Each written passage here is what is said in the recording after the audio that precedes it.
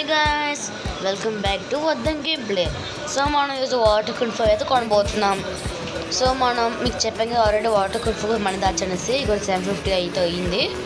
So ఇప్పుడు మనం డైరెక్ట్గా ఫస్ట్ మనం జంగిల్కి వెళ్ళాలి గైస్. మన జంగిల్కి వచ్చే గైస్ చూడండి, ఇది కొరియల్ కదా, ఇటు నుంచి మనం ఇలా స్ట్రైట్గా అయితే మనకి ఫ్రోజన్ హిల్స్ వస్తుంది. ఇక్కడికి వెళ్ళాలి మనం ఫస్ట్.